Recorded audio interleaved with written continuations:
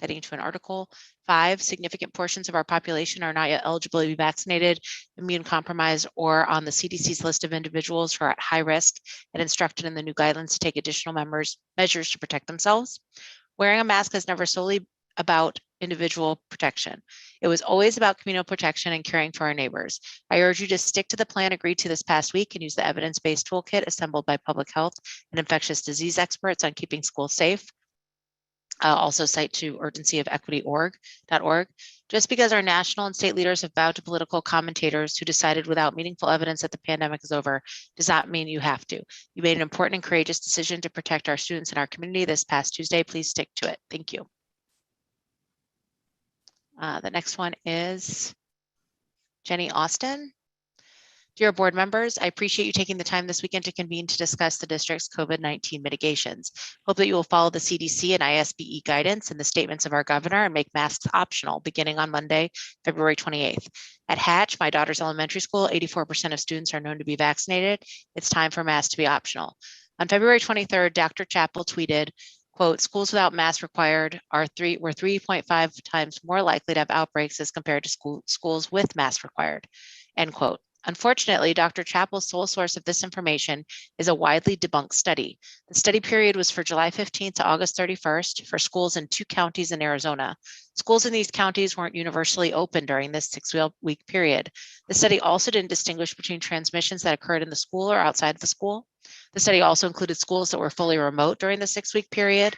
Scientists who have tried to recreate the study have been unable to do so. The Atlantic, linked below, and many others have written about the significant flaws in the study. D97 is already an outlier in its hesitancy to reduce COVID-19 mitigations.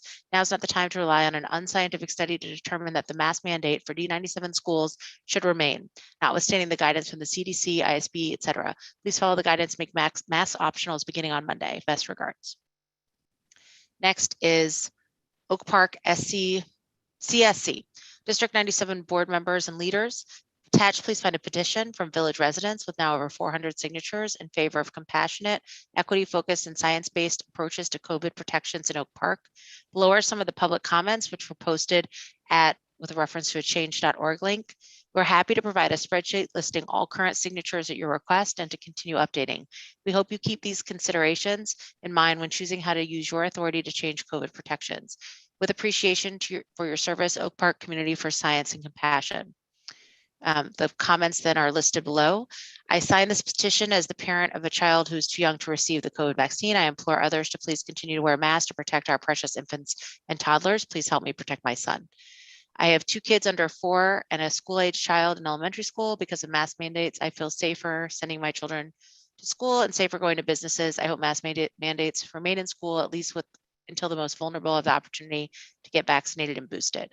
Mask mandates or not, I will continue to mask to help protect my neighbors and friends, especially those who cannot get vaccinated or are immunocompromised. It's essential for everyone to do their part to keep Oak Parkers safe, but without an insistence on masking, many folks will not wear them.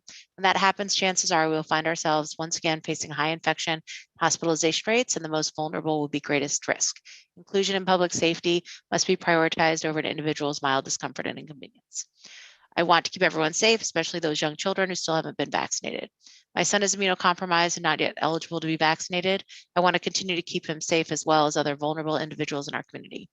I have multiple underlying conditions that put me at high risk for a severe COVID response. I'd commit to wearing masks in public for the next 50 years if I knew it would help save someone from death or disability. 5 people died of COVID in Oak Park last week. I want to do my part to keep that number down, especially with more variants on the way. I'd rather be too cautious than too risky. I support public health measures that are both science-based and equitable in protecting our vulnerable residents. Staying smart and keeping protections in place until rates are low is the best way for all of us to feel safe. The enemy is the virus, not each other. My husband has cancer and an immune system disorder. There are still people for whom the virus is not over and they deserve our support. The vaccine does not prevent one from getting or spreading COVID. It keeps people out of the hospital. For those of us who are immunocompromised, we rely on the extra measure of protection additional mitigations provide. I know several vax-boosted people who still got COVID, albeit mild cases. I was exposed to one of those folks in my own circle. Luckily, due to masking and social distancing, I have not caught it so far. Not everyone who can't get or wouldn't significantly benefit from the vaccine looks sickly or infirm, but the consequences of getting COVID are still devastating. COVID's going to be with us long term, but ending masking and other mitigation too soon puts many of us unnecessarily at risk. We too need to be out in the world working and caring for our families. We'd like to do that without higher risk than necessary. The next comment is from Nancy Schroeder. Hi, thank you for reading and considering this public comment. I understand we might be headed in the direction of mask optional, and I'm generally in support of it. However, I think only considering general data and trends ignores our most vulnerable students. I also think making uniform decisions does not always work when our school population spans so many demographics. Therefore, I'd like to urge the board to please consider any policies placed for early childhood students separate from the rest of the district on the grounds that early childhood students are not yet eligible for vaccines. A, they're not yet eligible for vaccines, and B, they're more likely to have IEPs and accompanying physical disabilities put them in a higher risk category if they were to get COVID. Thanks. And the next one is from Samina. That one's not coming up in my list. Hold on.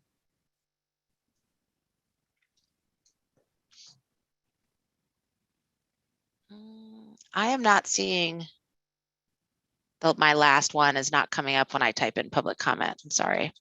I have it. Do you want me to read it? Go for it. Okay. Good afternoon. We are Oak Park homeowners with a child who attends Irving Elementary School. We are writing to express our opinion regarding the question over whether to ease or lift masking requirements in our school. We received the email from D97 regarding the emergency meeting tomorrow. We've been pleased with the rigorous COVID mitigation standards this year and think the low number of outbreaks in our schools is a testament to how effective these standards have been.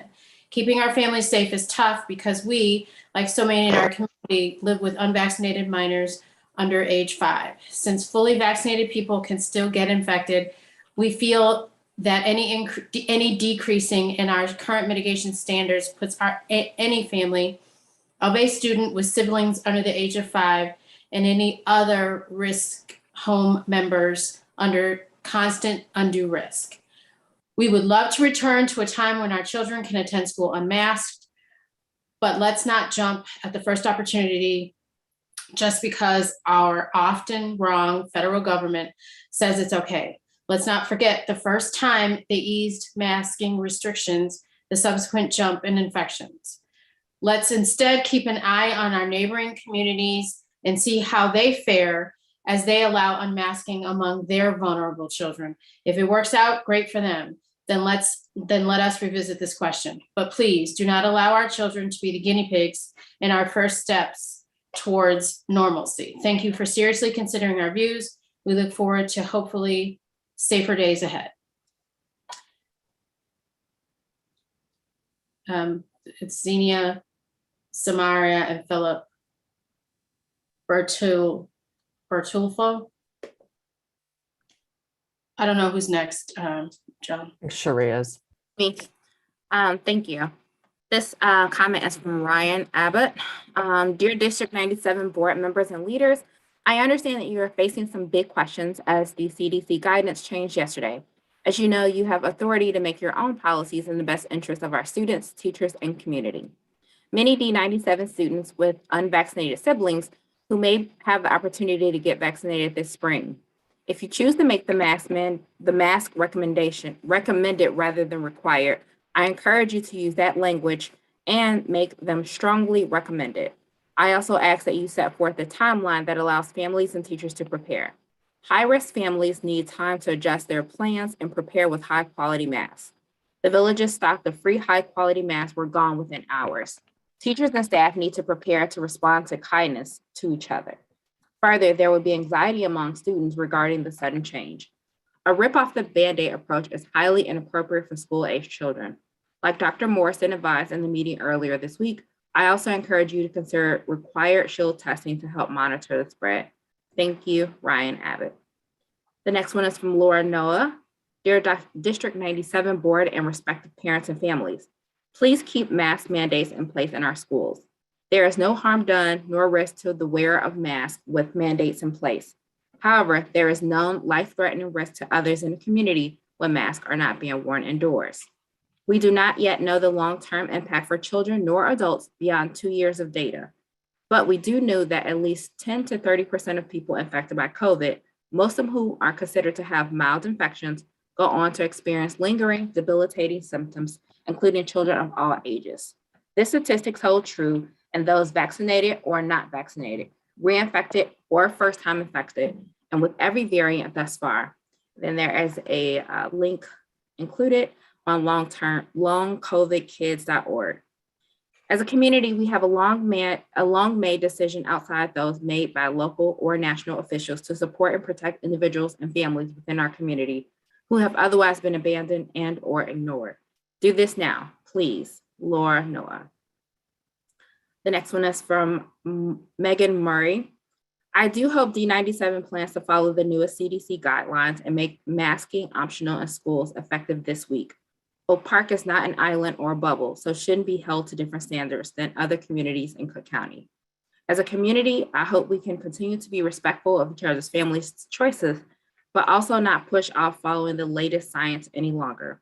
We don't need to wait for warmer weather or wait until spring break to make this adjustment. Kids have been resilient through all of this and will continue to be through this adjustment to being masks optional. In fact, the joy of seeing students' smiles may make the school feel more like a community once again. And that was from Megan Murray. The next one is from Jenna Jacobs. I am writing to share some concerns about the transition to making masks optional for D97 students and teachers. Given that many public experts, including the American Academy of Pediatrics, are still recommending masking, how will this change be communicated to students? I hope that we will be consistent in encouraging them to wear masks, even though you can no longer require them. Will teachers be allowed to require masks in their individual classrooms? Will the district provide high quality masks to students who are at high risk, as well as those in close contact with vulnerable students and with vulnerable teachers and staff? I'm asking you to make a concrete plan for how to offset the risk for those whom this change will pose a real increased threat. How will teachers and staff deal with bullying surrounding mask choice? It will be more difficult to reintroduce required masking after lifting the requirements altogether. Is there a gradual approach that will be both in line with village, county, and state level guidance and in the interest of maximum mitigation of spread of schools at such a required shield testing? What is the plan for increasing vaccination rates across the district, for returning to masks if necessary? I want my vaccinated kindergartner to know that we do all we can to take care of each other. And while much of the data suggests that she individually will have a mild case of infected with COVID-19, her unvaccinated younger brother, elderly grandparents, and immunocompromised community members deserve the protection that we can give them. I hope this is a message we communicate when modifying the district's COVID-19 mitigations. Thank you for your time and consideration of this difficult matter. Jenna Living Jacobson, PhD, parent of a D97 student. The next one is from Amanda Barker Arriga. Dear board, please keep the masking in our schools. I believe we need to remain conscious throughout the school year that we have immunocompromised people and unvaccinated children in D97 households. While my second grader swears she would remain masked to protect her 3-year-old sister, it is placing a lot of pressure and anxiety on her. We also want to visit her grandmother very soon. And the pressure remains to keep the elderly safe. I know for certain there are a number of families out there that feel the same way, but don't have the courage to speak up. Let's keep compassion in our school and keep COVID out of schools. Amanda Barker, Arriga. And that concludes my comments for today.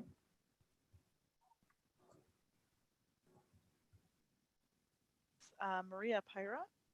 I urge the board to take the time to carefully consider the rapid changes in recommending regarding COVID-19 from both state and the federal level. We should consider recommendations that are best for our whole community. The new CDC guidelines are designed to manage hospital capacity, not reduce infections or transmission. The American Association of Pediatrics still recommends masking in schools, and the president of the AMA recommends indoor masking. The board has set smart, clear metrics to determine masking, and I hope that you will continue to use them.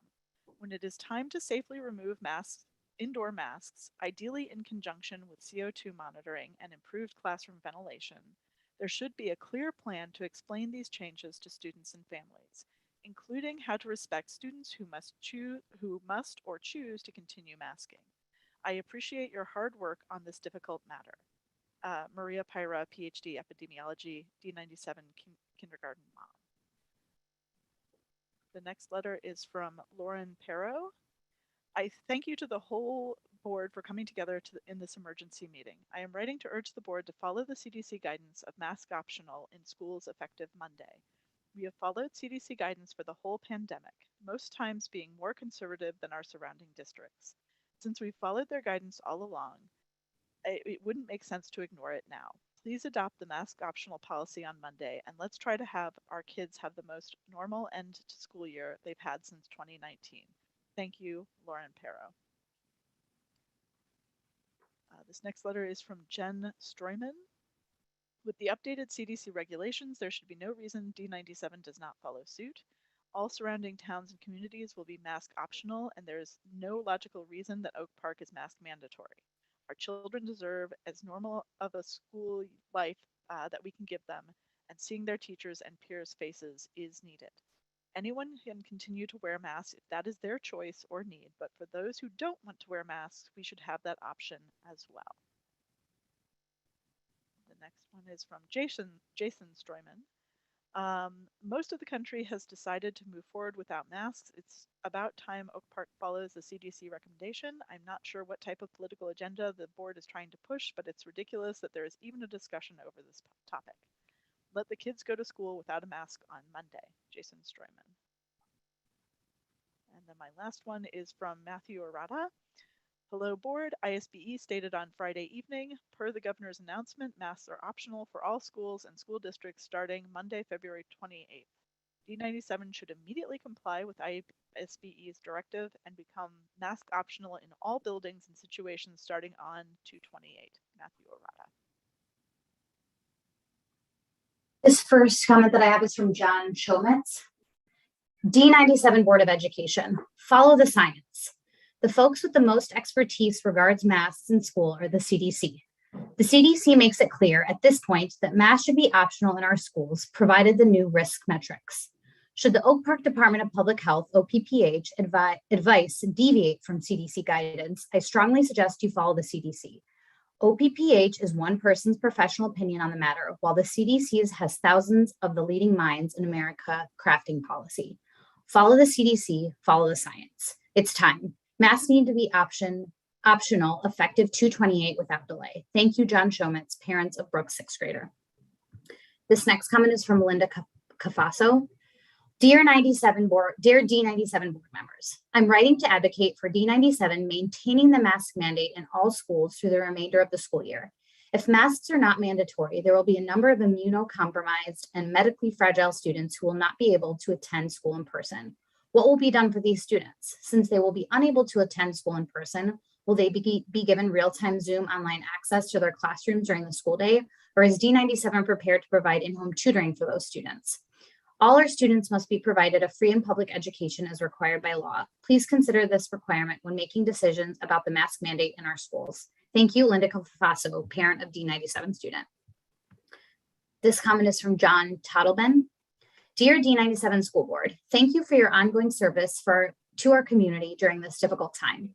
We are a cardiologist and an epidemiologist. We are also the parents of a D97 student and 2 younger children, including an infant, who is not eligible for a COVID vaccination. We are writing to encourage the board to maintain District 97's indoor universal mask mandate. We think it is important for the following reasons. 1, COVID mitigation measures are best used in a layered approach. Relying only on Oak Park's high vaccination rates puts many community members at risk, especially unvaccinated young children, immunocompromised people, and those with underlying health conditions. Vaccination alone is not enough. 2, the new CDC metrics for removing mask mandates are designed to ensure a hospital bed is available when needed. They are not designed to prevent high levels of viral transmission in the community. We believe Oak Park can do better than simply ensuring hospital beds are available. We have the tools we need to prevent people from contracting this dangerous virus, and we should use those tools. 3, we remain focused on the communities most impacted by this pandemic. As of October 2021, more than 120,000 children in the US have lost a primary caregiver to COVID. Families of color are more likely to have lost a family member. We believe this is enduring and significant trauma, and we must do everything we can to prevent further harm. 4, Children with health conditions or those who live with vulnerable family members deserve space and equal access to school. Universal masking keeps these children and families safer. We believe the mask mandate should remain in place for the remainder of the school year, and then a detailed reassessment can occur over the course of the summer. Thank you, Jonathan Tattleman, MD, Julia Howland, MPH. Those are 20 minutes, so thanks, Shayla. So that was 20 minutes of public comments. We got many, many more comments than that. We read them in the order in which we received them. The board does read all of the public comments, and all of the ones that are sent before the meeting starts are entered into the public minutes. So just as a reminder for folks that they are taken into consideration. Okay, so that brings us to our emergency discussion of the mitigations. Now, before the board weighs in, let me just give a summary of how we got to this point. One, I think it's sort of a tragedy. It's very unfortunate that the political nature of masking and vaccinations in this country, both nationwide and locally, and that we are a microcosm of that right now on the masking issue. At our last board meeting, Dr. Burnett presented criteria for reviewing the mask mandate. And there were 5 elements: community transmission rate, which is now low; positivity rate in the community, which is also at where we want it to be; ICU hospitalizations going down; community vaccinations high; and D97 metrics are also in the range we want them. Based on the most recent CDC guidance and the governor's lifting of the masking mandate, local boards can now entertain optional masking. In fact, about over 90% of the districts in the state are at optional masking, including District 200, who just announced optional masking for tomorrow, as well as District 90, River Forest, has a temporary optional masking starting tomorrow. I also noticed Evanston 65, a week from tomorrow, they're going to optional masking. At our last meeting, the board members expressed very serious and appropriate concerns about the needs of immune compromised and vulnerable students. And that's something that we're working on. I had intended to make a presentation on at our next board meeting, March 15th. Also, you strongly recommended, which I couldn't agree more with, talking points to parents and students prior to going into optional masking. Again, very appropriate. Also, we talked, or all of us talked about what are we going to do about spring break, how we're going to prepare for that. I talked to numerous board members about that topic, and that such as encouraging strongly testing prior to returning. Again, that's something that we still can follow through on. Before Friday, as our board members know, what Dr. Burnett and I were contemplating and recommending is an April 18th date for optional masking. If all of our metrics fell into place, that would give us 2 weeks after spring break and allow us to test students as they return. Because of the decision about CDC and the governor's decision, that makes that date questionable at this point. To me, I talked to Dr. Chappell earlier today.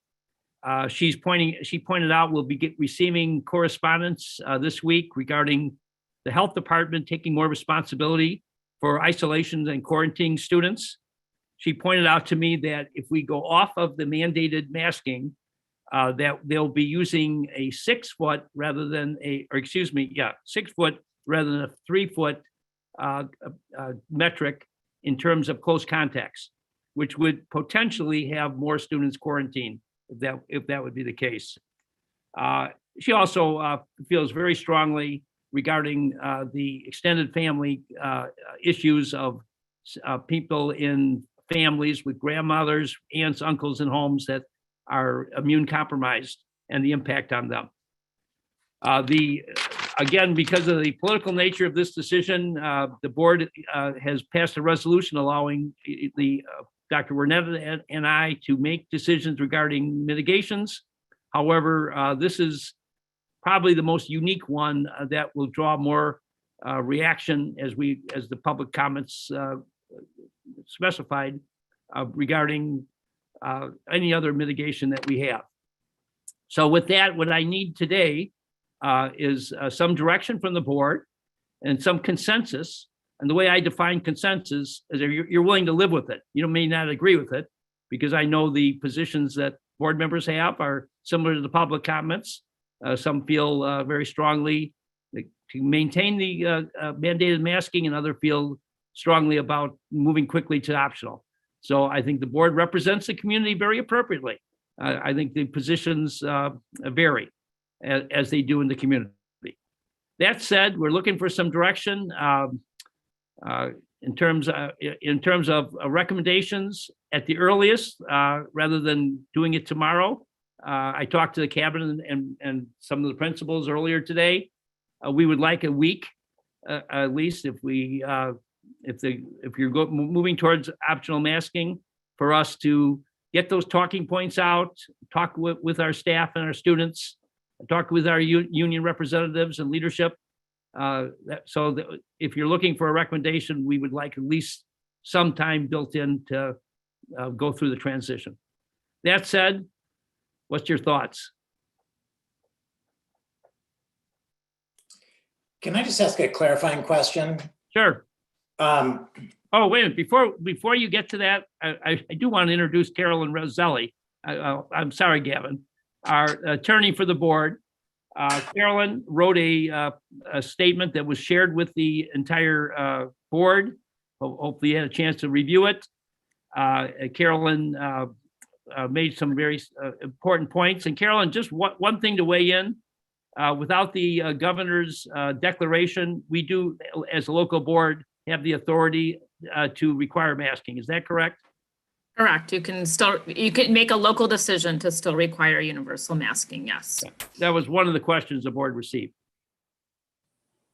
Carolyn, any other overlying issues before the board? The only thing I would say with regard to that the health department recommendation, I know you've already switched to no longer excluding close contacts that are asymptomatic. I think that's where we have to be careful in terms of exclusions and quarantines and isolations of close contacts. One thing to think about if you do go mask optional, that 6 through 10 day period where students are out for days 1 through 5, they're permitted to return. Days 6 through 10, it was indicated that they should mask those days or continue to isolate.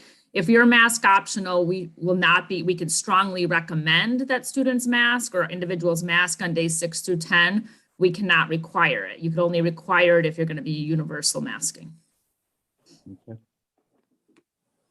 Carolyn, I'm sorry, is that just for unvaccinated though, right? That's not vaccinated? No, that would be if someone was out I was talking about a COVID positive individual. Okay. So that they have to be out for days 1 through 5. They can return. It was, the CDC and everyone was recommending that they mask for those days 6 through 10. We can strongly recommend that, but we can't require that. And that's because of those emergency rules that were not renewed. So we go back to the old definitions of modified quarantine and quarantine. So we'd have to let those students or individuals that were COVID positive return on days 6 through 10 with a masking strongly recommended. Or they always have the option to continue to isolate outside, till day 10, but we wouldn't be able to implement required masking on those days if you are mask optional.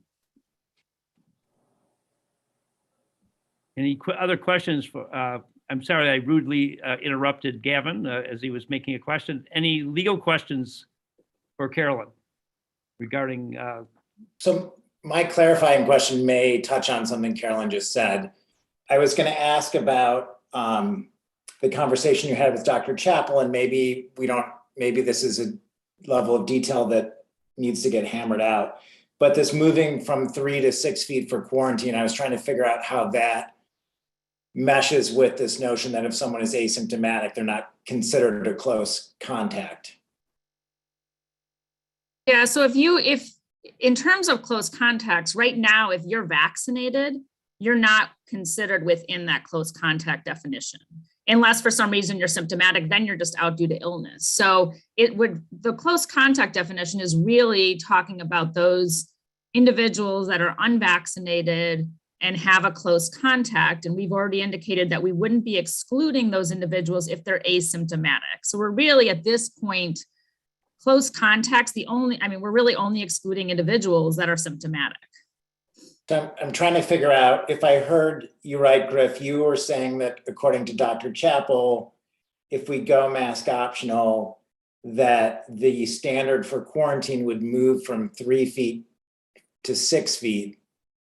And I don't understand I understand what you just said, Carolyn. I don't understand how those two things When they sync up. when they do their contract tracing, they're going to use a 6 feet metric rather than a 3 feet, which would include more students that would be in close contact. If But those if- students that were symptomatic or unvaccinated, they would be quarantined. So students within 6 feet, if symptomatic or unvaccinated, would be quarantined. That's my understanding. Okay, thank you. And sorry, I know, Nancy, I saw you had your hand up. I just wanted to clarify that real quick. No, actually, I was clarifying the same thing, but I'm actually going to further ask for clarification. What I just heard was if they're asymptomatic and unvaccinated, even within the 6 feet, they're not being quarantined, correct? Yeah, so I think what I'm saying and what you guys have done in practice with regard to close contacts and not excluding asymptomatic is different than what your health department is indicating. Your health department seems to be indicating that they would still be saying that those unvaccinated individuals, regardless of if they're symptomatic, even if they're asymptomatic, they'd be considered a close contact and should be excluded. I'm saying from a legal perspective, I think that's problematic for you to be at this point excluding asymptomatic close contacts due to the emergency rules not being renewed, and we go back to the old definitions of quarantine and modified quarantine. So even at the recommendation of the health department? I think it's problematic from a legal perspective, yes. I'm sorry, I've got to clarify again. So meaning that we should not, not that the health departments can't tell us to, or I don't know, we shouldn't exclude kids from school in violation of this. I'm just trying to, what is the practical impact if there's a close contact of an unvaccinated asymptomatic, if the health department is going to include through 6 feet, but we shouldn't, it sounds like legally we shouldn't exclude those kids from school. Yeah, so Maybe we should clarify what the health department might be proposing, because I worry that we may be going down a road that may or may not be what they're actually going to come out with. And Gavin, good point, because I just got this phone call this morning. And I'm interpreting it as accurately. I wrote down what she said. Yeah, and I appreciate that. I just don't want to create like. We're going to get a letter within 2 days, which will have more clarification. So I believe you already are not, correct me if I'm wrong, I believe you're already not excluding those individuals, students and individuals that are asymptomatic close contacts. That's correct, Carolyn. Sorry, but I will say, we don't have to go too far down a rabbit hole on this, but I do feel like this is a relevant conversation if we're talking about not having masks on. This is to understand. Well, that's why she wanted me to say exactly who can be excluded for what reasons is relevant to whether or not masks are on. So you could, if you want, I'm happy to stop talking as well, or I can jump in. In terms of the way the rules are written now, in terms of, there's been a lot of changes, obviously, over the last month into different things being thrown out, orders being issued, emergency rules not being renewed. The current rules that we're following related to quarantine, isolation, modified quarantine would require that if we were to exclude a student that's asymptomatic, we can always exclude, we can always have students stay home if they're ill, if they're symptomatic, if they're COVID positive, that's a communicable disease.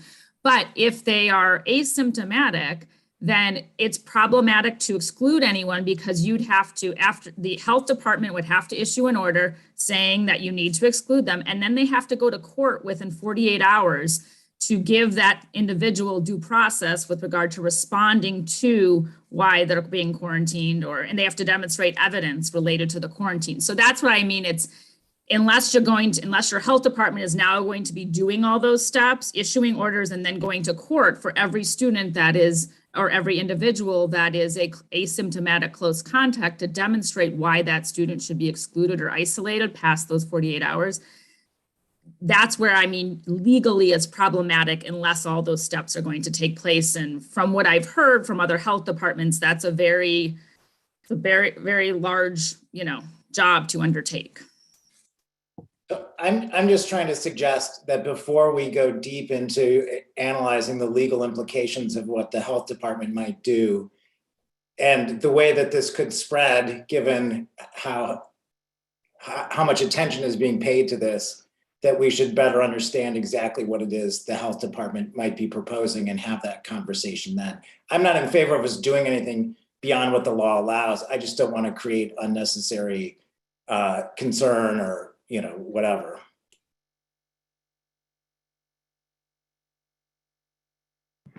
Venus, did you? Okay, go ahead. Yeah, I had a question, but it's slightly on a different topic. So I want to make sure that we give Caroline the space to answer any other questions before I pivot to something else. Other legal questions? Yes. And my question is not a legal question, so that's why I'm pausing. Okay, so I guess I'll go You did a on. great job, Carolyn. You answered all their questions within 10 minutes. Yes, thanks. That doesn't mean we won't have more later. We reserve the right. Yeah, don't disappear right away. So I appreciate your recommendation about giving ourselves a week to sort of pull this together and figure it out. This definitely was sprung on us. I think it was sprung on everybody, even ISB. So what I would like to have more detail on, Dr. Powell, if you can provide that, is what Right. would happen during this week? What would this week look like in terms of prep for our staff and for our students this week in order for us to potentially go with a mask optional or mask highly recommended Well, recommendation for next.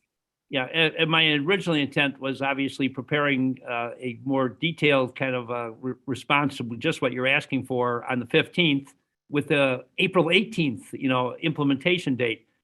Now we're going to try to do that in 5 days, which would be the talking points that we want students and staff members to focus on.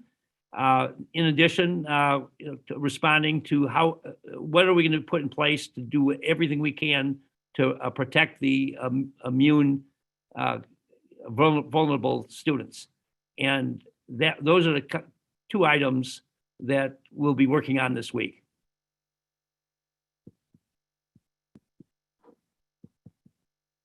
Does that answer the question or no? It does. Can I add to that also though, like a lot of our talking points are geared toward those of us that are relatively healthy.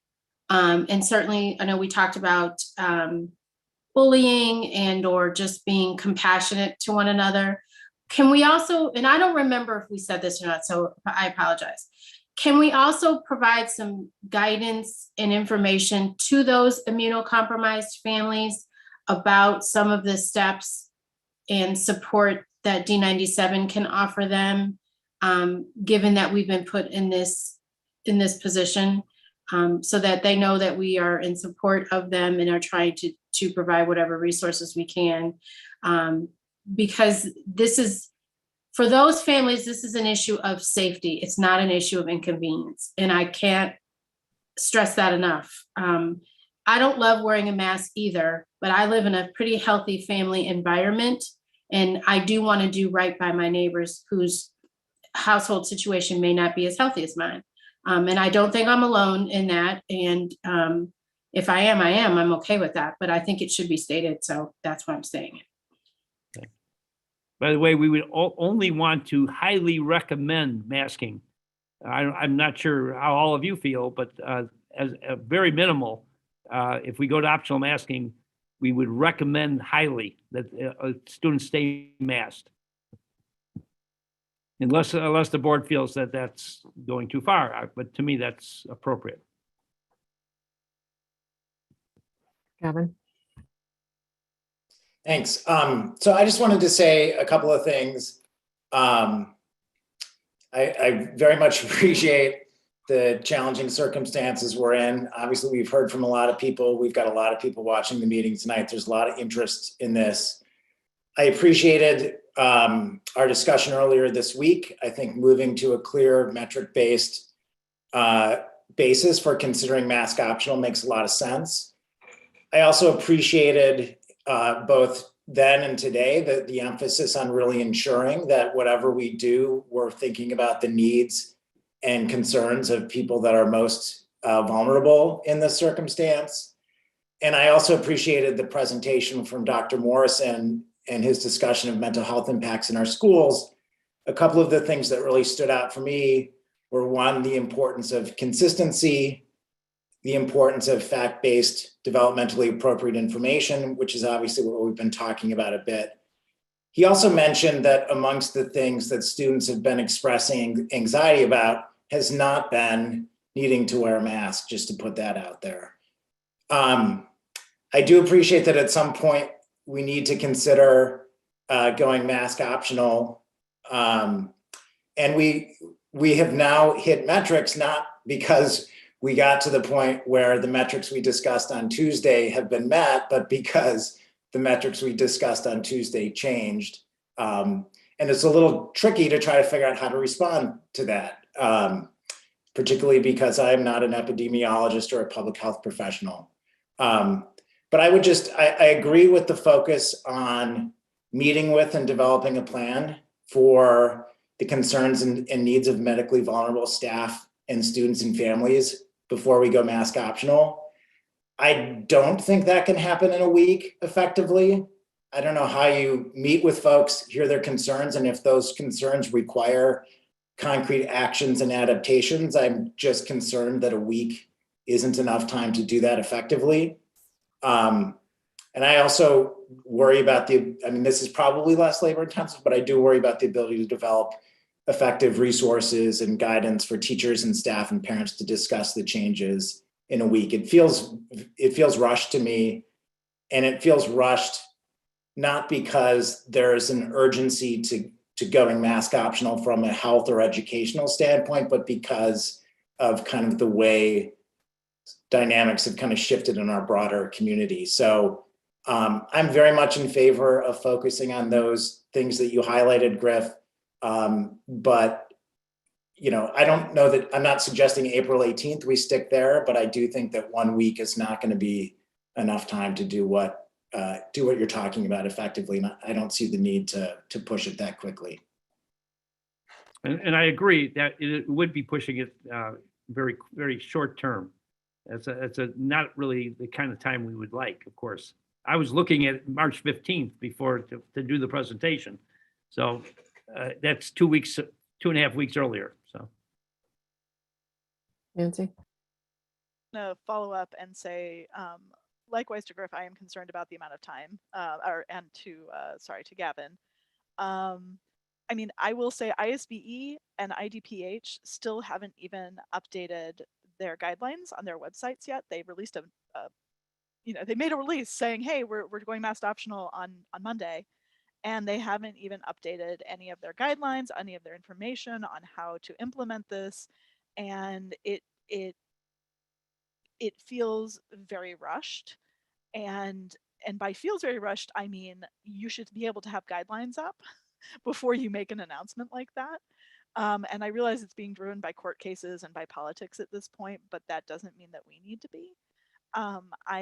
I think we do need to take time, as Vina said, to create guidance and planning for immunocompromised students, but I also think we need to create communication for a lot of our students, have younger siblings who are under 5, who can't be vaccinated yet. There are grandparents at home. There are home considerations. And while we can say all we can look at is the school, our school reaches out into the community and is part of it. So I think you can't ignore that that's part of what we're looking at. Finally, let's see, I'm just going to go through here. I do agree, and I do appreciate, Griff, that you were talking about using language that is masks strongly recommended or highly recommended rather than masks optional, especially at this stage of the game. But my big concern right now would be, I think 1 week is pushing it to get this in, to get actual planning done, especially since ISBE, for example, hasn't even updated their guidance yet. And I would like to see more time taken, and I would like to make sure that we are taking into consideration our more vulnerable communities as we're doing this, and taking time to do this right rather than just doing it fast.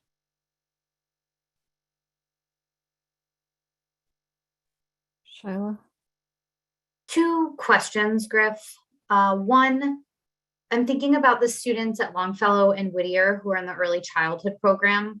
Would mask optional also apply to them, or would they still be required to their masks, both them and their teachers? And then 2, would shield testing still be occurring? Shield testing will be occurring, and the mask option, at this point, I would assume it would apply to everybody, even though we would really encourage the kids under 5 to be masked. Is there a way to not, like, to say for those in the early childhood settings, masks are still required? Is that within our Yeah, I would ask Carolyn, jurisdiction? with a general optional masking policy, can we do it by exceptions in certain classes? That's the question. Yeah, but I think if you did it across the board to all your pre-K classrooms, you'd still be requiring universal masking for that group. And it's not because that group has been exposed to anything, or because of, that they've, had an exposure or anything like that. So I think you could do that for your pre-K classrooms. It becomes a little bit more problematic when we're doing it for, kind of small individual groups related to an exposure. That's when I'm thinking about the modified quarantine definition. So Shyla, to answer the question, yes, if we had a legal right to do it, we would require them to stay masked, and we would isolate them as much as possible so they're not in direct contact. So, and again, those are just a limited couple of building impact, as you mentioned. I always look for compromise. If we waited to the 15th, which is our next board meeting, we will make, no matter what we do, by the way, we'll make a whole lot of people unhappy. Everybody understands that. There is no win-win here. It's all lose-lose. So to me, one option, if you want to look at it, is we wait to the 15th, and the board makes this a action item on the 15th. We bring to you all the plans, do everything we can put together to support those immune vulnerable students. At that point, you could effective on the 16th, or you could effective after spring break. If you want to go as far as the 18th, was my original proposal, that probably is the most conservative approach. So, thoughts? Again, I'm thinking out loud with you. There's no right answer here. People think, well, there's only one answer. I fully respect the people that made public comments, both sides of the situation. I fully understand, and I know all of you do too. But I love this board because you're advocate for the people that have the least advocacies. So that's that, and I think that's a great element of this board. So. Shyla, did you have another question, or should we move to Holly? Okay, Holly. So I would like to see us have a plan for obviously those that are the most vulnerable, but I think we should be moving forward with not requiring masks. I like the highly recommended, but I don't think that I think that there's a lot of stress around masks, a lot of stress around unmasking, and we should be thoughtful. But I would do it on the earlier side rather than the later side. I don't think that our district is like however many thousand kids. I don't think they should carry the whole village, and everywhere else in all the activities these same kids are going to be participating in, there's going to be no mask. I think it's an inconsistency. I don't think that we should put it on ourselves that we're going to protect the whole community through our school, the hours that are spent in our schools.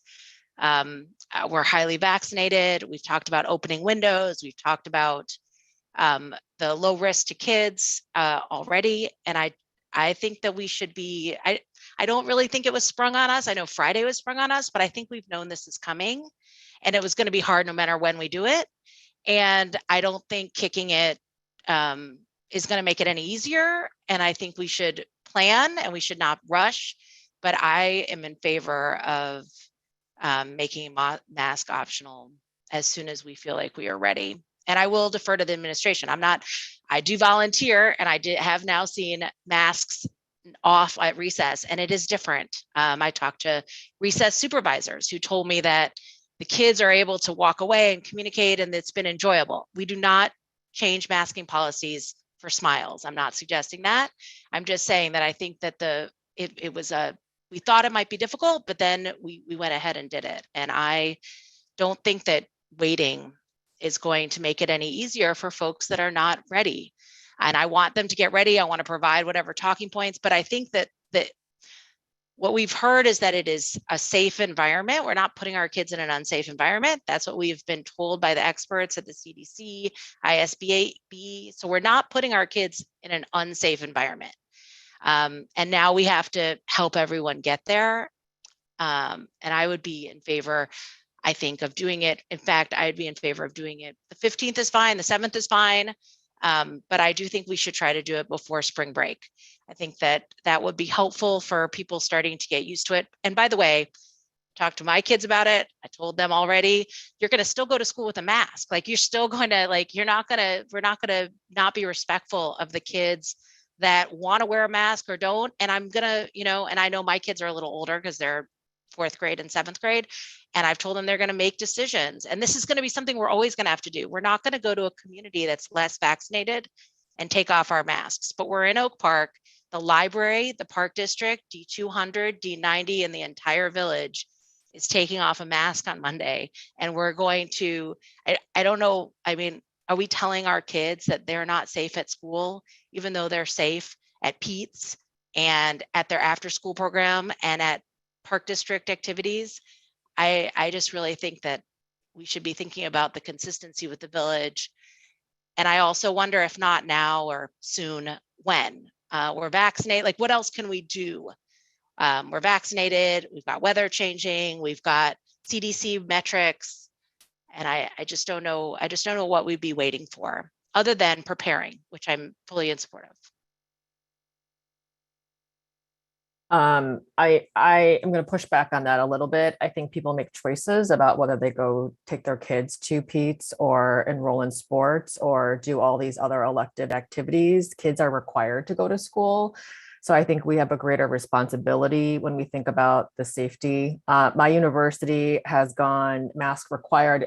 They're still requiring masking in the classroom, but students can take their masks off in other spaces because they recognize the prolonged exposure of students sitting in a classroom potentially can raise risks, right?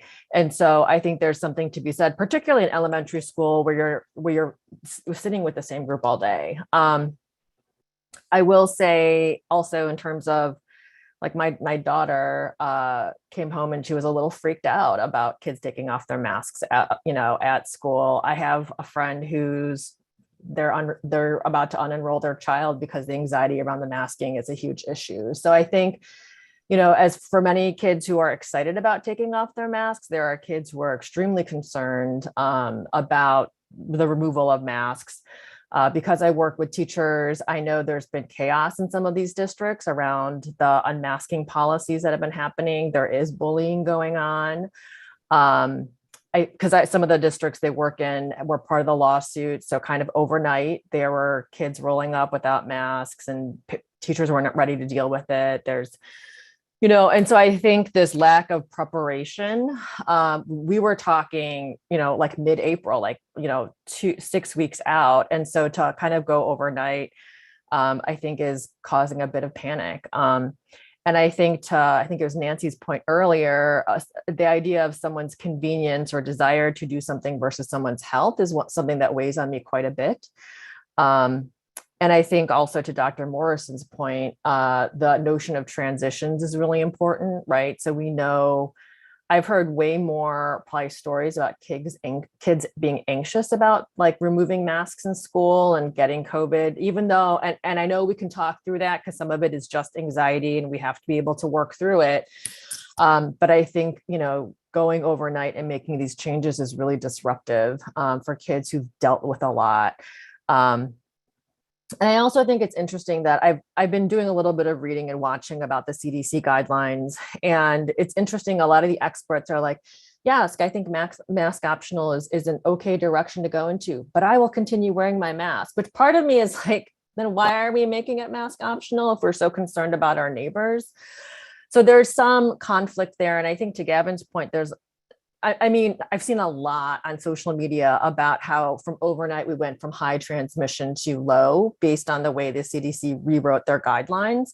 And I'm not an epidemiologist. I'm not going to go down that road in terms of questioning whether that's the science or not. But I do take issue with some of the public comments saying follow the science, because the science has changed. And some would argue the science is different from policy. And so the science of transmission has not changed, but it is about ICU beds and hospitals' abilities to deal with people potentially dying or being close to death. And so I think, it's not that we're not making up this stuff, right? We're not following science, but I think people are really picking and choosing what they mean when they talk about follow the science. And so I think we need to be careful sometimes. I do realize that I'm probably one of the more conservative folks on the board. But I also realized the inevitability of having to remove masks. And I think there's a lot to be said, I think, again, referencing Dr. Morrison's presentation about kids having some time to transition before we're probably going to go totally maskless, or fully mask optional in the fall or whatever it will look like. And so I get kids need to have practice, right? But I think there's a lot of questions I have about, the early childhood, about high risk students and teachers. If we have, teachers who are not going to mask and they have high risk students, like it kind of breaks my heart to think about kids being afraid of their teachers. And how are we going to handle the situations, or classrooms where there are high risk kids? And are we revealing people's medical backgrounds in order to protect them? I think there's just a lot. And I think at the minimum, we would need a week, but I think we need more to really make sure we're in a space. And I understand people are clamoring for us to remove masks, but I don't think, like, people could die. And I know people will challenge me saying that and saying people aren't dying, but like people can die based on this choice. Like, I don't think anyone's going to die because we continue to wear masks a couple more weeks. And so I think we can have an exit plan that's thoughtful and inclusive of everyone's needs. So that's just I'm going to stop ranting, but that's kind of where I've been thinking. All right, Nancy. So I'm just going to echo what you said, and I think you said it better than I could. So I'm going to go with a here on what you just said, Jung. I will add in to your point that the science is changing and the science is currently updating with, we know that the AMA and AAP both still recommend that kids wear masks. So there are a lot of moving parts on this, and there always have been with the pandemic. I mean, it's not something that's like, oh, look, we've discovered everything there is to know and now we're done. It's something that is constantly changing, and that's partly what makes these conversations rough, and why, as Griff said, half the community or more is going to be mad at half the community at us, regardless of what we do. I've said this all along. My big thing is, if we are moving towards highly recommended masks, we need a plan. I mean, I think it's just ridiculous to say, we talked about giving our superintendents 2 weeks to come up with a good plan on this for a reason, because this is difficult and there are a lot of moving parts. And, as I mentioned earlier, and this will be a question to Griff if you know when to anticipate this, ISBE hasn't even updated their guidelines yet. They've just said, hey. We anticipated this week sometime. Okay, Carolyn, cool. would you agree? Yeah, I would anticipate we would get one of the updated joint guidance documents from ISB and IDPH probably later this week. Okay. That's my assumption. So if it's taking them a week to that together, it seems to me to make sense to take some time after that to then put together a plan for us. And I know people will say you should have had a plan in advance. Again, I point to the fact that this is a constantly changing, constantly learning evolving- situation. It's Exactly. evolving all the time. So I would rather take the time to come up with a plan because, as Dr. Orson said last week, one of the problems is inconsistency. So the more we can come up with a plan and more you can understand, when would we go back to masks? Would we go back to masks after spring break for 2 weeks because it's a high risk time? The more we have a plan for how we are dealing with all these parts, the better off we're going to be, I think. Well, Nancy, as you know, since I talked to all the board members last week, that was our intent, to wait until the March 15th. But we got a curveball thrown at us on Friday. That's it. So I think the community wants all of you to weigh in, which you're doing very appropriately.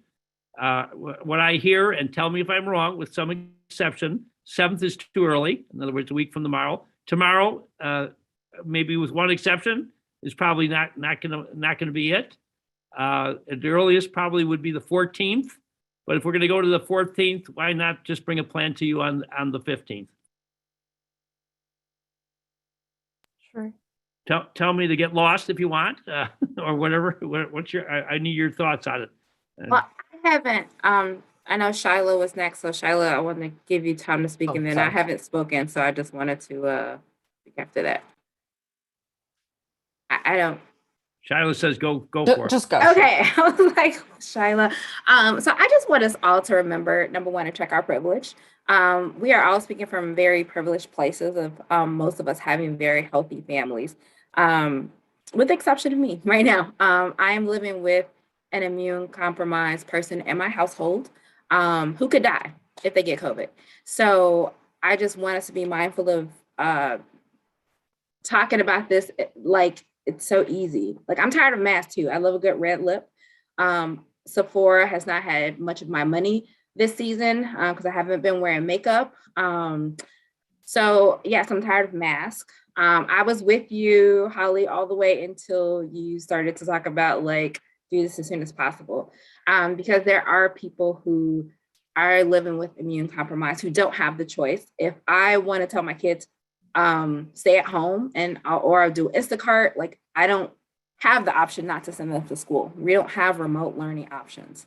So I echo what everyone else is saying, that we need an opportunity to like get our kids used to this. And I hear that everybody else is doing it, and that's all good and whatever, but I want us to have a plan. So I know the community is going to be upset about this, and I'll make some comments about that later.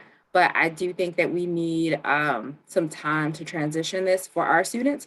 And then one of the things I want to ask too, in this planning period, we need a transition plan for like if our numbers do go high again. So I think that's one of the things that need to be addressed, so that as we're talking to students and they see like, oh, today we're going maskless, and then tomorrow everyone's wearing mask again, like we need to have a transition and a plan and talking points for that. And then also our teachers. A lot of our teachers have underlying conditions. A lot of our teachers are dealing with these students one-on-one, where they're coughing and sneezing all in their face.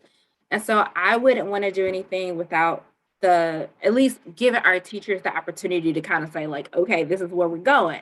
To say tomorrow, like, it's just not adequate. I work at the University of Chicago. They're waiting until the 4th.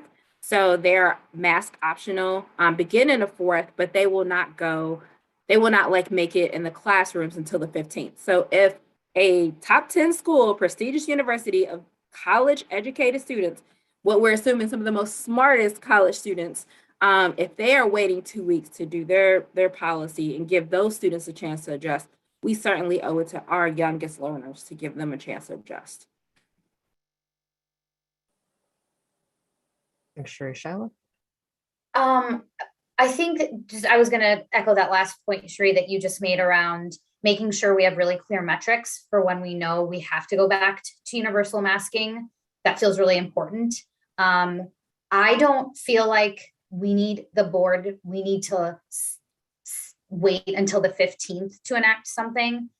I feel like the plan could be made and could start on the 14th, and then we could discuss it on the 15th. But I feel like delaying to offer another discussion. Like, I don't see the benefits of that, knowing that we have an idea of what would be in the plan and that it would be up to the administration to sort of put together the plan. I don't feel the need to wait until the 15th. I feel like the 14th gives 2 weeks to do all those things. And to me kind of feels like a happy medium. Howard? So, and when I said as soon as possible, I meant after preparation. I wasn't, and I was going to say, I'm comfortable with the 14th as well. I also understand that there's questions about the CDC guidelines, but I think that we did set out some metrics on Tuesday. And we now qualify under them. And so I do think it's important if we say that we've got metrics, and I recognize that they change. So if it's not going to be these metrics, then we should set out metrics, right? We should not be 7 people who I respect everyone in this room. I know you guys all care about kids. I know I care about kids, including the most vulnerable. I don't feel like anybody is questioning anybody's integrity in that regard. But I do feel like if we set out metrics on Tuesday, and then the metrics did change, but we now qualify under what those are. If those are not going to be the metrics that we use, that's fine. But then do we want to wait for the AAP and the AMA? Do we want to wait? Like, I think it's just important that if we're going to say that this is going to determine what we do, that we stick to that. And if the metrics now changing means we need to have a new set of metrics, that's fine. We can, I think that was Madden in the background, my house, that I'm unmuted, that was causing that noise. Sorry about that. But if we're gonna, if the metrics are not what they were on Tuesday, then we can adjust the metrics. But I do think that it's important to use objective criteria as we go forward. And that would be the only thing that I would add. And if the objective criteria is not going to be the CDC, I'm not quite comfortable with not going with the CDC because we might not like what the metrics are saying. I don't know. It's a little troubling that we kind of we're moving off of what of a metrics-based approach, it feels like today. But either way, the 14th is I'm in favor of the 14th. I don't think we need to wait either for a board meeting, to Shila's point.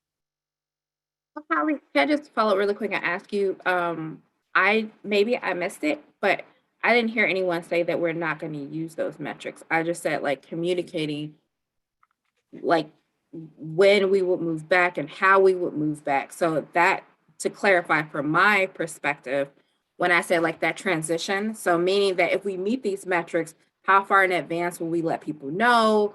Like just how that rolls out. It's one thing to say like we've transitioned, these things have changed. It's another thing to talk about it in a way that everyone understands, everyone gets it, there's no confusion and anxiety. And not to say that there won't be any of those things, but I think just having a clear pathway. We all know that people communicate in different ways. Not everyone's looking at our social media or our website. Sometimes it's me reaching out to my friends to say, hey, this is coming up, this is going on. So I just mean that making sure that we have a clear communication plan that is inclusive so that everyone understands once we get to medium, this is what medium is, or whatever, the mild. This is what mild is. This is how we will transition. That's what I mean about like transition. So that when students go to school, because parents might not communicate it to their students, right? So if students go to school the next day and they're like, why are we wearing masks again? That's not so like jarring to them. So that's what I mean. So maybe I missed it, but I don't think anyone's suggesting that we don't use those metrics. I think it's about how we communicate those metrics. Sharif, to pick up on something you said earlier, you mentioned, do we have reserve the right to go fully mask and mandate mask? Absolutely. If there was a change in our criteria or the transmission rates, we would definitely go back. And by the way, the governor said the same thing when he dropped and lifted the masking mandate. He said, I reserve the right to put it back in place if needed. So. No, I understand that. I was just, again, I think that how we communicate things is not what we say, is how we say it. And so making sure there's no confusion and that everyone's on the same page. Totally agree. So Venus? Venus, actually, can I ask a quick question? I have one more comment on the metrics. So Venus, is yours on metrics, or should I? Okay. Thank you, Venus. I'm going to throw in, just to add to Cherie's point there, what those metrics were actually changed. Like the CDC changed the focus of their metrics and how they were gathering them. So it's not that I personally am saying we shouldn't use metrics, or we shouldn't even use those metrics, but that they haven't even had a chance. Like if you go to their website on, school guidance related to new changes, it still has the old metrics up there and says, we'll get that to you in a week. It'll be updated shortly. And I will say, if CDC can't actually update their guidance for how this works in schools, then I think it's reasonable to take some time to go over where we are with the metrics and how that fits into what we've already talked about. So again, I'm not talking about ditching metrics. I'm not talking about even not using CDC metrics. I am saying we need time to actually look at them and see how that impacts the decisions that we've already made. Thanks, Venus. Do I hear a consensus on March 14th? Griff, we got some hands still up. Oh, okay. Yeah. So I have a question related to that. I appreciate Gavin saying, I don't feel like a week is enough. We did talk about on Tuesday a lot of different resources and information and an actual plan about how we were going to go about this. But some of that stuff, particularly some of the talking points, is something that has to be developed. That doesn't exist right now. So my question to you, Griff, is realistically, how much can we get done in 2 weeks? And I know that there's a lift in each of the schools to then communicate that to the teachers through the principal or through whoever else. But realistically, how much can we get done in 2 weeks in terms of a communication plan, so that everybody is on board, whether it's the 14th or the 15th, so that everybody's on board and is ready to execute not only what we need today, but also to prepare them for any contingency like spring break and numbers going up afterwards. I think the lesson we learned from the winter break is try to prepare people ahead of time for the what if, so that we aren't caught off guard, they're not caught off guard, and we can just go right into execution. So I'm asking you to just, how realistic is it for this 2 weeks give you enough time? And how much of what we are asking that we discussed on Tuesday, and then a few other things we're discussing today, how much of that can we realistically get done? Good question, Shyla. I get the three main areas, and tell me if there are others. The talking points to parents and staff prior to our optional masking, the needs of our immune compromised students and how we're going to address that, and the plans for spring break. Your one question, do we have enough time in 2 weeks to message that and get that information out? Amanda, are you with us? Hi. I caught you sleeping? No. No, you did not. Amanda, is that going to be a reasonable amount of time to get the messaging out regarding, I guess, the talking points, as well as what we're going to put in place for our immune? Don't we need to know when we have the substance to message before Amanda can tell us if we can message it in time? Yeah, and what I would say, honestly, that question is not for me, because I'm going to be there to support our principals, who are really going to be, I think, the ones on the ground working with their staff to deliver these messages. And obviously I'm going to have a role in that, but I don't feel comfortable defining that, you know what I mean? Because I think what we're really talking about is working with our staff and our students and our families and how that might look. So, we've been pulling together messages that other school districts have shared. And I'm going to continue to, look through some of the things through my colleagues that have gone out and tools that might be available that we can share out, because we don't need to recreate the wheel.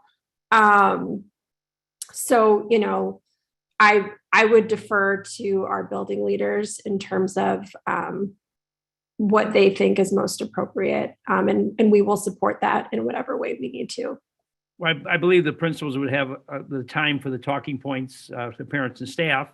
Dr. Lofton and Donna Middleton's not with us right now, but they would be really addressing the more vulnerable students. Yeah, and we've had a plan for that the entire time. So we know who those students are. Right now, they're less than 10 in the district. We also know that of the two options, either remote or in person, we can obviously make reasonable accommodations up into requiring masking within 6 feet of students if they choose to remain in person, and or providing access to West 40's virtual school and or home instruction. So there are a wide variety of choices, and it's an individual decision I think that families make, and we'll continue to support them in making that. But we definitely want to make sure that we are providing a range of options and reasonable accommodations for all students who are medically fragile. Dr. Can I Lofton, ask is 2 weeks enough time? I guess that was the question, the general question. Sorry that I kind of gave you a long answer. Yes.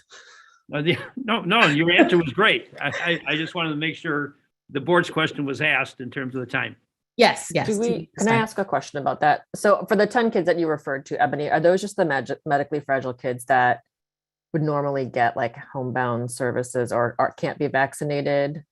Versus, I don't know if there's like a wider spectrum of kids who are potentially more high risk or immunocompromised. It's both and. So for us, it's those who are at greater risk and cannot be vaccinated for COVID, greater risk for are susceptible to advanced disease should they contract COVID. And we also have students who on a regular basis are medically fragile for other reasons. So there could be a number of different issues going on that we provide support for them. And we're layering on the COVID-19 issue as well. That include kids with like diabetes and whatnot. So our nurses do look at each case by case and determine if our student is able to get vaccinated, what their risk level is, if they actually do have diabetes. So there are a number of different kind of layers that go into those, making a student high risk. So it could or it could not. So and of the students that we're talking about, these are the students who our families really feel would be at greater risk if they attended school or if they were in school without the proper protections. Thank you, Ebony. Chung, I have a question related to this, and it may be directed toward Ebony. So my question is, Ebony, so that's sort of a core circle of students, and you were identifying them as 10 students.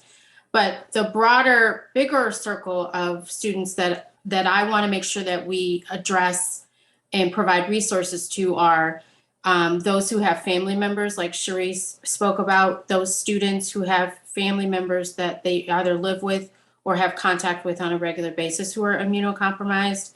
And then also those families that have younger siblings who are not eligible for a vaccination. That is going to be a bigger group of people, but I want to make sure that we are addressing and meeting those needs. And I don't know if that means we have to ask that question again to include those students in the pool.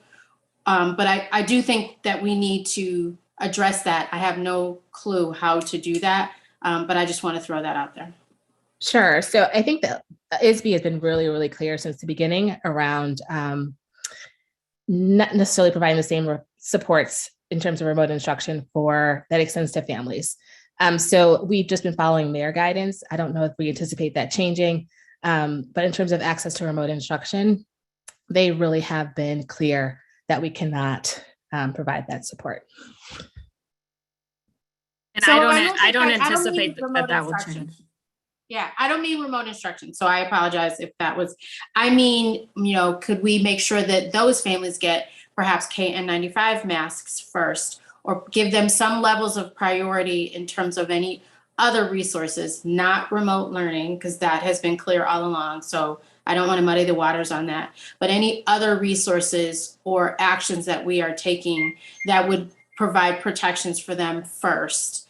Can we make sure that we get those families identified so that should that be available to them, and I'm just going to use the KN95 masks as an example, can we make sure that those resources are provided to them first? Absolutely. Okay. And I think Venus, that's a good point, because I think the wearer of a KN95 without, even in a space that's highly vaccinated, without enough, as far as my understanding is, we can obviously confirm with Dr. Chappell or whoever else that we want to use as a reference. But I agree with you. The KN95s as a wearer, even in an environment where not everyone's wearing masks, but it's highly vaccinated like ours, provides a significant protection. Correct. Kevin? Yeah, I would just second what Venus was saying. I think this underscores the importance of talking to those families. I don't think we're viewing it solely as who qualifies for remote instruction, but really how do we keep as many kids in schools as we can and address their concerns and particular needs as much as we can. Maybe that's masking, maybe it's something else, but I do think that those conversations are really important.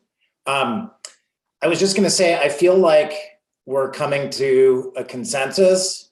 There clearly are some differences in gradation, but I think essentially everybody is saying more or less the same thing.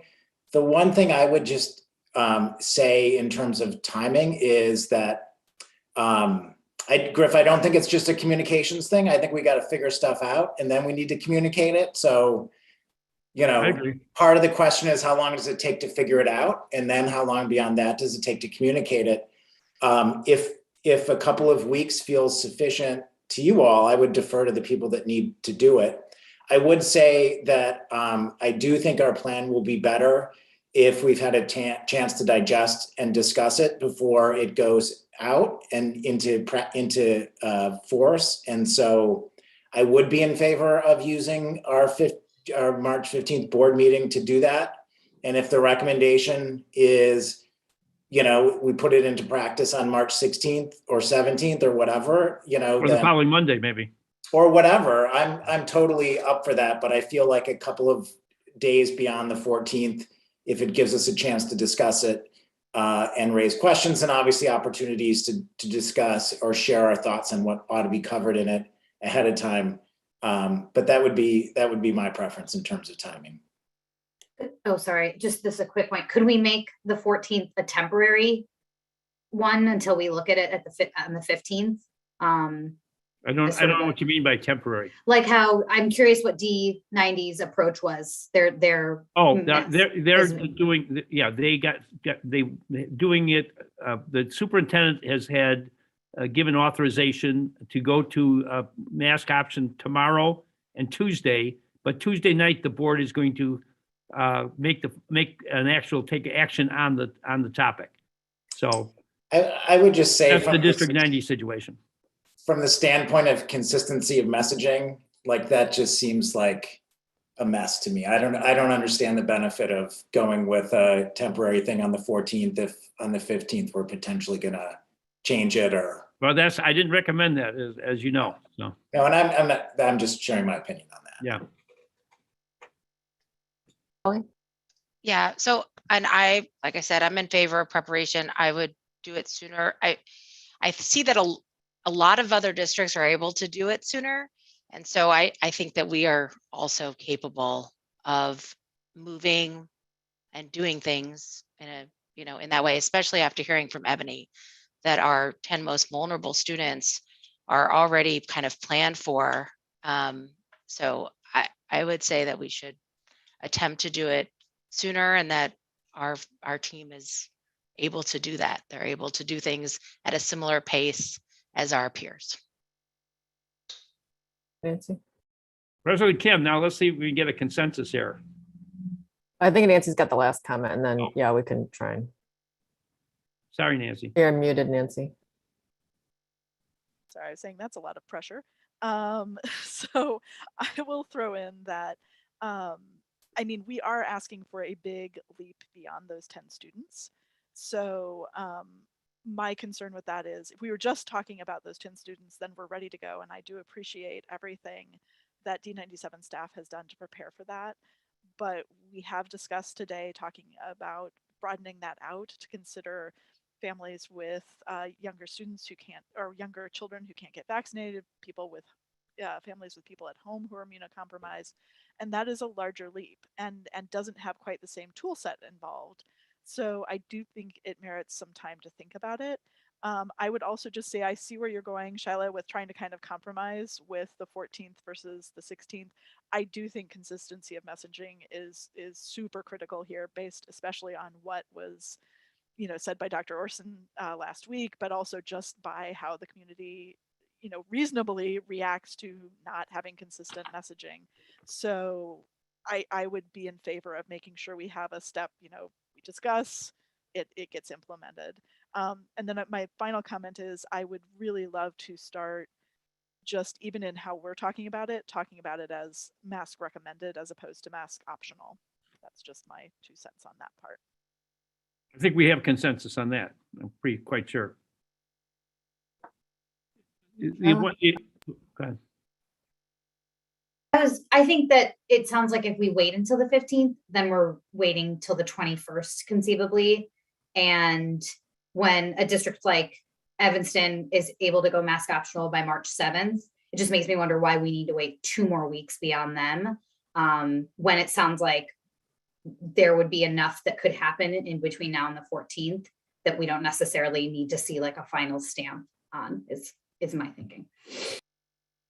I do want to make a clarifying point that just because districts were forced to go mask optional doesn't mean that they were doing it well or that they're necessarily prepared. So I will throw that out there again, just having talked to some of my students. I am just hearing that it sounds like we would be ready in 2 weeks would be enough time. It sounds like we would feel more comfortable, but I'm hearing from people at the district that we could be ready in 2 weeks. Just to clarify, are we saying that we would wait until the 14th to implement this, or the 14th? Because Shyla, you're saying like an extra couple of weeks. So just to clarify, because I thought I was understanding that we would implement this on the 14th, like strongly masked, whatever the phrase we're using, strongly encouraged on the 14th. Like on the 14th, those students who do not wish to wear a mask can do it. That was I my think- theory. Okay. I just want to make sure. That's Shyla's recommendation. My recommendation is that we discuss it on the 15th, which is when our next board meeting is, and be ready to implement it thereafter, depending on what the administration's Yeah, recommendation. either the 16th or the 21st, or even after spring break.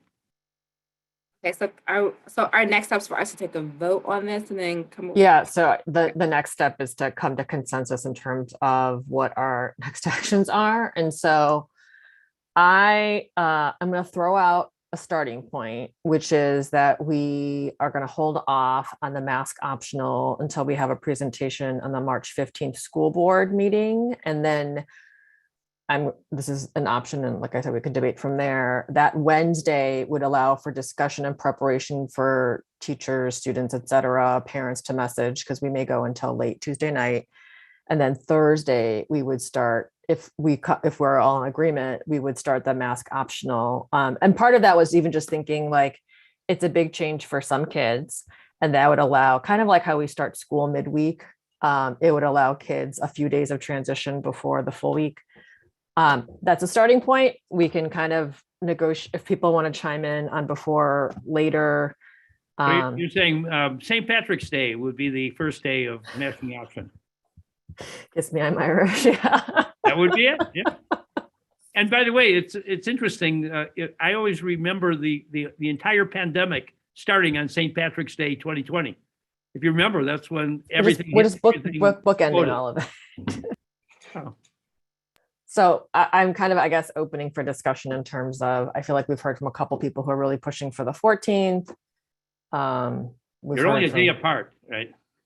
I have a question. You're saying and I think this is also what Gavin said. So we discuss it on the 15th at our meeting. We allow further community discussion the following Wednesday within Gavin's shaking his head no, within implementation on that Thursday. My question is, I'm pushing back. I think by then we should have figured it out and we would have heard from people's yays or nays by then, and that it should just be ready to rock and roll. It wasn't the communication wasn't, no, we should be communicating before that. It was more that like just, I don't know if we're gonna send an email blast out, I guess Tuesday night at 9:30. That was just my concern, is that just people knowing for sure, but we can pre-prep, I guess, before that. It was just, I don't have a strong feeling. Speaking on that pre-prep part, I do think that we need to be talking to teachers, administrators, whoever needs to be talking to our kids this week, to allay any concerns and fears, sort of get a gauge of where we are in terms of how students are feeling. And that also can help inform and craft our messaging to them. But we can't not talk to our students who have been hearing this in their households or hearing it out in the community, or even from their friends who live in other communities that we're mask optional. I do think we need to start the conversation with our students, even if we don't have a plan, but just so that they can feel like they have a voice and to ask any questions, and we can provide whatever clarification we can. Charlotte, did you have your hand up? Yeah, I think I was just saying the same thing Venus was saying, that there are things that should be, and what Cherie just chatted, that if we say March 16th, my hesitation is if we're waiting till the 15th to discuss the things that feel like then would draw out the conversation. It feels like the 15th is the final moment to sort of look at things that feel like are important, but that along the way we've been having conversations, so that if it is the 16th, that it's not sort of like, oh wait, the 15th brought up all these other things and we have to wait even longer. And then the target feels like it's moving and isn't helpful for consistency anyway. So given the urgency that people are bringing up, and I do agree with Gavin that I think we need to have a further, we need to have a further conversation on this once the plan is in place. Does it make sense to have another emergency interim meeting in between, so that on the 15th, what we're seeing is final plan? We announce, I actually liked what you were talking about, Jung, with, we announce on the 16th, so we're not sending it out in the middle of the night. And then on the 17th, we are where we are with that. But I guess one of my questions to throw in, I am all up for saying that we don't need another meeting in the middle of this, but that would possibly be an option, would be to say once the district has the initial plan together, we can provide intermediary public feedback.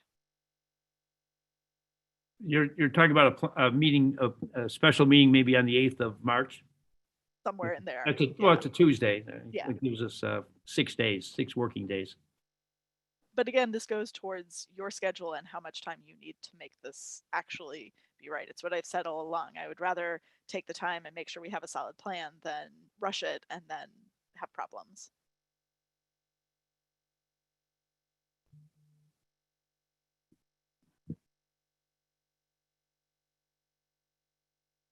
Thoughts?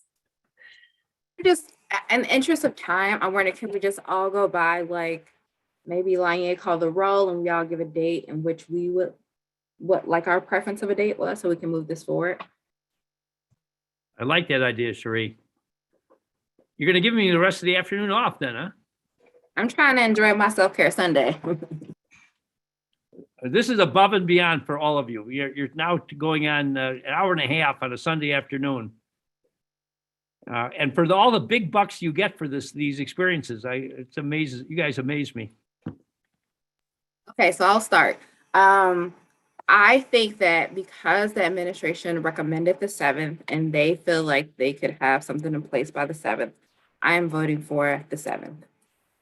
Shiloh, you're the next. I'm going to popcorn it to Shiloh, who she's the next person on my screen. Can we clarify though quickly? Wait, what Cherie, you exactly said March 7th?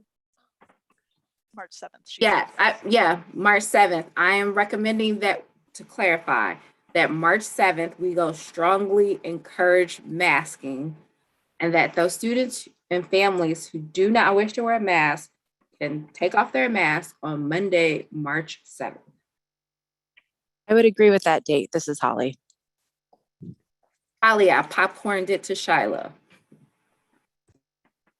2 out of 5. No, 5 more to go. No, that's fine. Cherie, that was a surprise date. And I think if the district feels ready by March 7th, like, yes. If not, I would say not later than the 14th.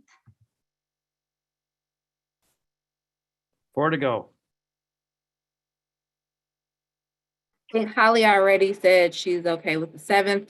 So Nancy, Right. To be fair, I was about to unmute anyway. I'll take it.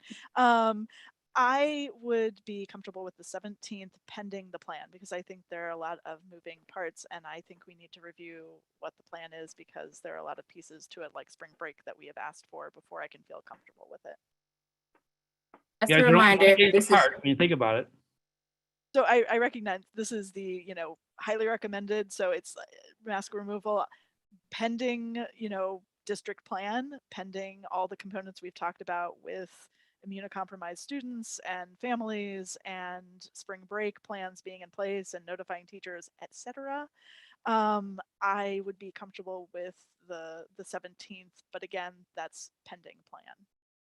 just a reminder, this is just the date that we are asking for. Sheree, we actually get to discuss it. It's not a formal motion.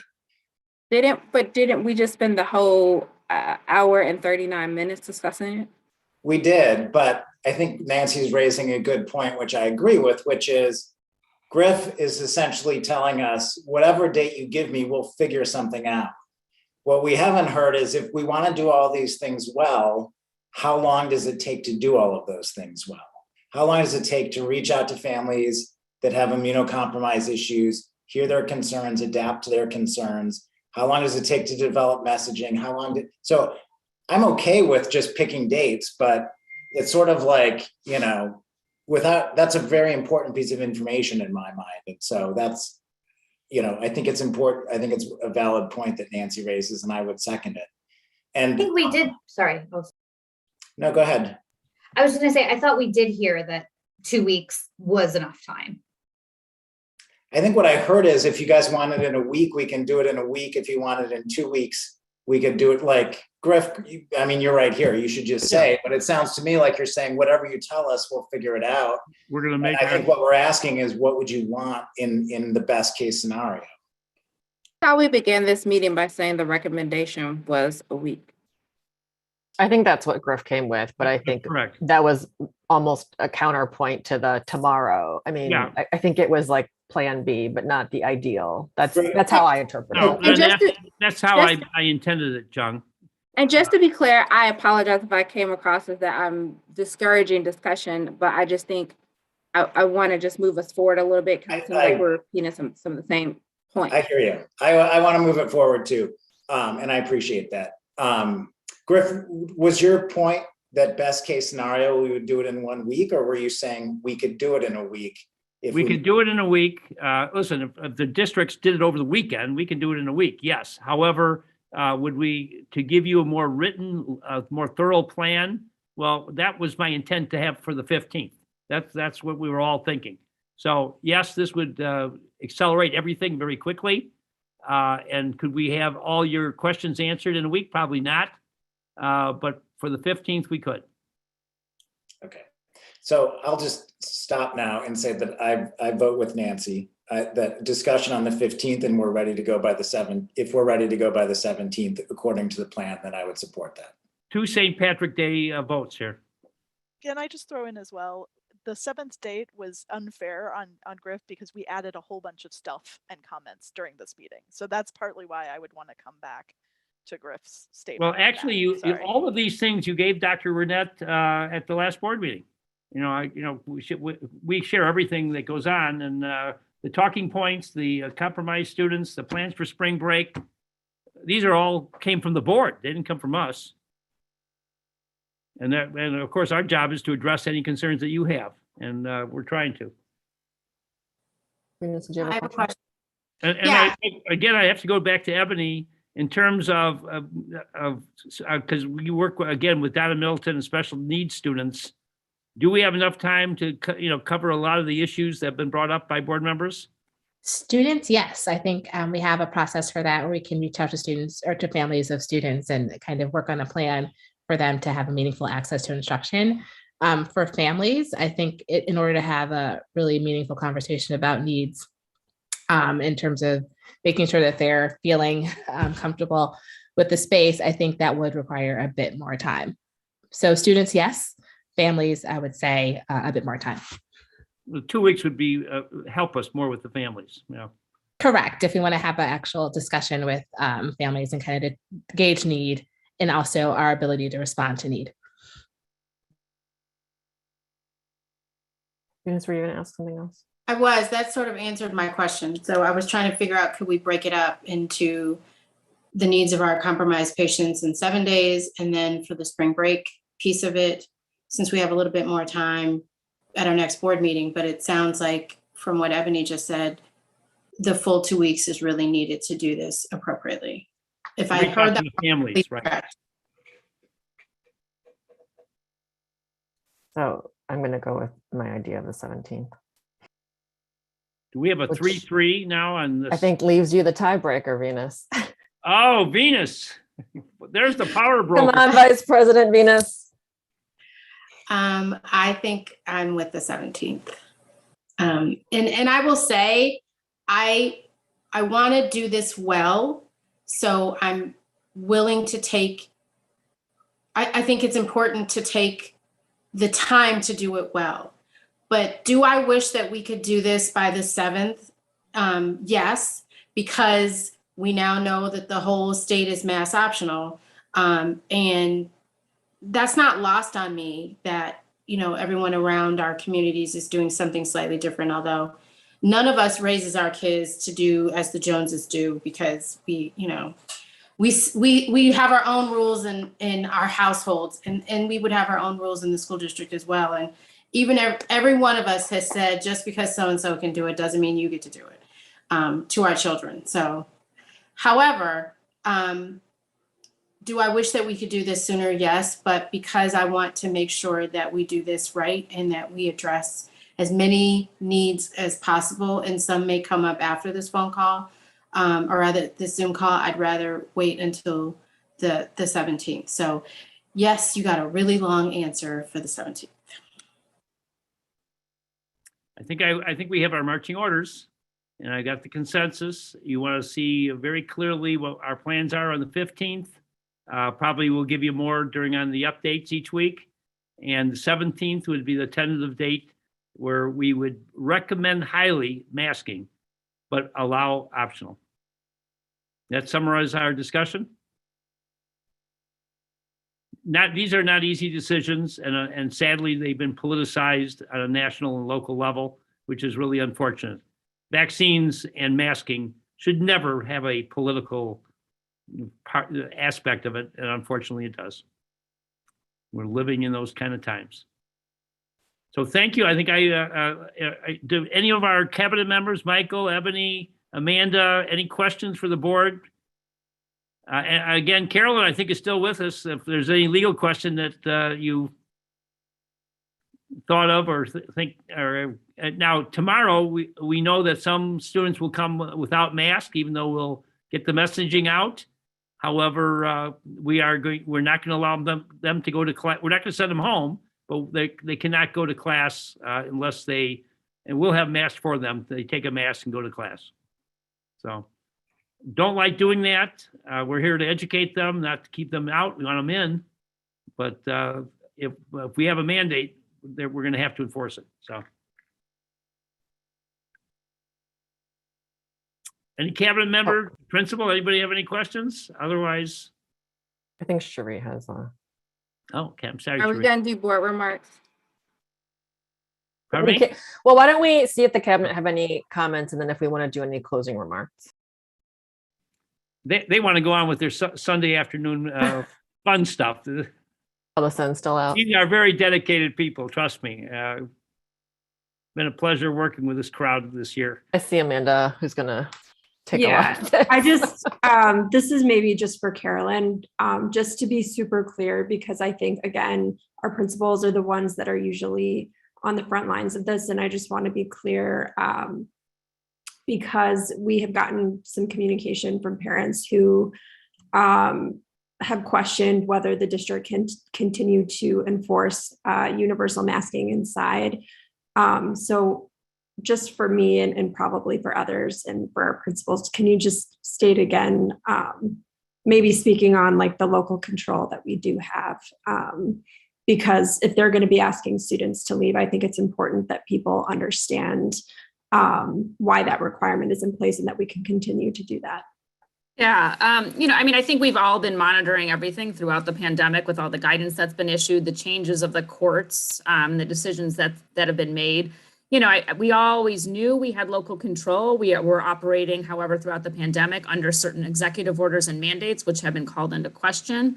And the last appellate court decision, as much as it determined that the appeal was moot, it did very clearly indicate that districts do have local control, kind of reiterating that you've always had local control to make your own policies and decisions. So while the governor is no longer going to have an executive order mandating masks, you have a policy in place, you still can continue to require universal masking. So that is in your local control at this time. And, I think, we'll have to deal over the next week or the next few days with your administrative team related to any students or families that have questions related to that, or that, are sending students without masks or something like that. But we'll deal with that. We've dealt with that in other places as well. Thank you. Mm-hmm. Okay, so I think Sherry we can do any closing remarks from board members before we adjourn the meeting. I think Sherry, you wanted to say something? I just want to address the public comment. I just want people to remember that the administration did not, this was not in their job description. They are doing above and beyond the work. None of us foresaw COVID coming. Believe me, I would not have ran for school board if I saw this coming. And so I just want to thank the administration, whether we agree or disagree, and sometimes it gets a little bit tense. I respect everybody who is making the best decision based on what we have. None of us are COVID experts, and I welcome all you COVID experts to run for the board. In April of 2023, there will be 5 vacancies, if I am correct. So don't just support those campaigns, as one of our comments said, to DC all of us, and I'm not running again. But go ahead and run, seriously. So I just want to thank the administration. And then I just also want to encourage you all to understand the role of the board. So a lot of your comments, it's clear that people don't really understand the role of the board versus the administration. So I would encourage you to review that as well. So that's all I want to say. Just it's been very tough, and I see that we're getting back to that point where it becomes very nasty. And just remember that we're going to see you guys in Pete's and Jules and all those great places. So just wanted you to remember that these seats are available and you can run. Thank you, Sheree. I very much appreciate that. So I'm going to follow that up with, I did run during a pandemic. So I knew. I was going to say, we do have some people. I knew what I was getting into. And I will say part of why I ran was because the pandemic isn't the be all end all of the district. We're here because we want to educate kids. We want our students to get a good education in the end, and we want to have an equitable education for everybody. And these are the hard decisions we have to make in service to that. But I will encourage everyone who is considering to run, and actually everyone who is processing this meeting afterwards and what we're doing, to remember that in the end, what we're here for is for the kids, and we're here for the students. And that we are here to make sure that they get a good education. And so keep that in mind. Keep in mind that you will see these neighbors around. Keep in mind that everyone is doing their best to make sure that we're meeting that end goal of, excellence in education for all students. And this is just a component that we have to, the hard decisions on the side that we have to make to keep that going.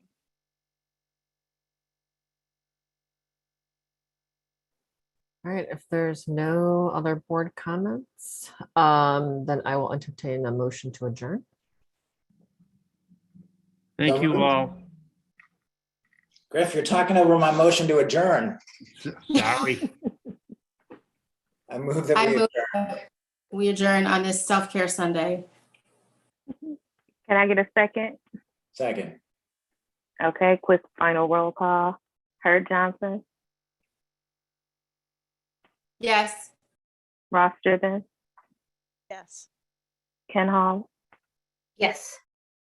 Spurlock, Yes. Moore, Yes. Kim, Yes. Kearney. Yes.